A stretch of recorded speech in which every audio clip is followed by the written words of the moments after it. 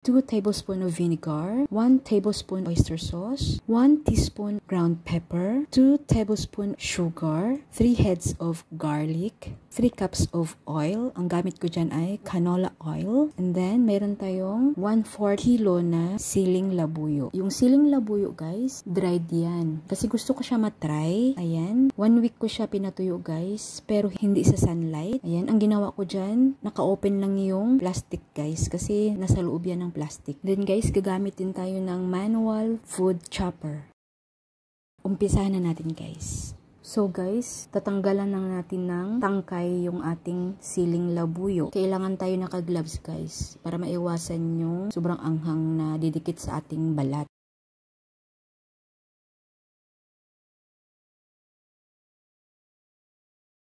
Next guys, yung ating garlic, tatanggalan natin ng balat.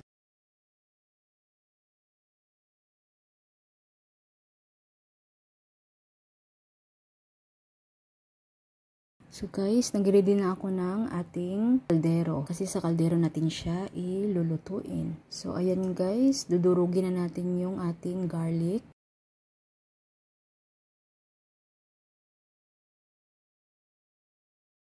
Ayan, magiging ganun na yung itsura guys. Next ay yung ating siling labuyo. So, try natin siya, diyan natin durugin guys. Kung madudurog talaga siya sa food chopper. So ayan guys. Hindi talaga siya pwede. Kasi guys, kung fresh yung gagamitin natin, pwede siya dyan. Kasi proven and tested ko na yan. Una ko kasing ginawa guys, na chili garlic. Fresh kasi yung gamit ko. So, doon ko siya ginamit. So, buti na lang mayroon tayong hand blender. Ayan. Ayan. So, okay na yung ating chili. So guys, pagsamasamahan ng natin yung garlic at saka chili, isunod natin ilagay yung 3 cups na oil. Yan, magiging ganun na yung itsura guys. Lulutuin na natin guys sa loob ng 30 minutes. And then, dapat mahina lang yung apoy natin. Ayan, para maiwasan natin na masunog na yung garlic din agad-agad. Maganda kasi yung slow yung pagkaluto ng garlic natin guys, upang hindi agad-agad masira yung ating sauce. Then, maya-maya uukayin din natin guys, para maiwasan yung pagkasunog sa ilalim. Kapag kumulo na guys, ilagay na natin yung paminta, sugar, at saka yung ating oyster sauce.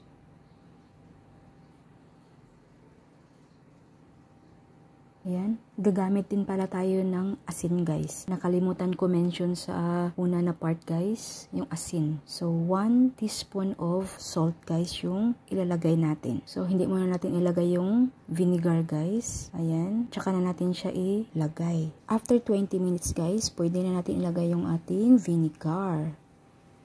Ayan.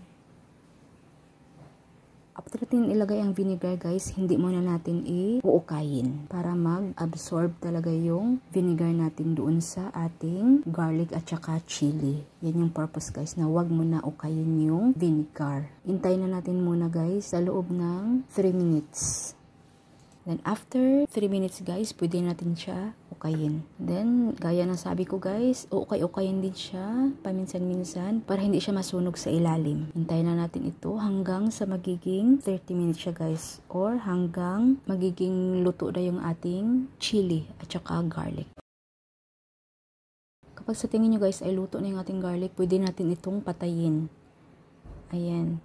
And then, mag-change mamaya yung kulay guys, magiging dark na yan. Kasi 'di ba, mainit pa yung mantika natin. So hayaan na muna natin diyan sa kaldero. Ayan guys.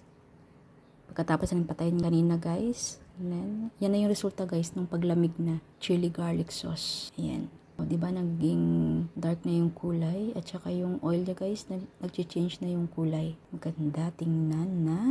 So, ayan guys, gagawin natin, isasalin na natin siya sa ating garapon or ating lagayan, kung anong lagayan guys. So, ang ginamit ko dyan guys, yan yung luma ko na naglagyan ng ating chili garlic sauce. Ayan, ubos na talaga guys, kaya nilagyan ko na lang siya ulit. Ayan.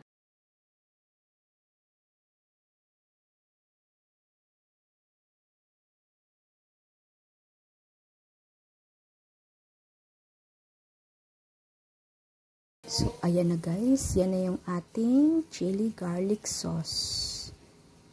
Thank you very much for watching, guys.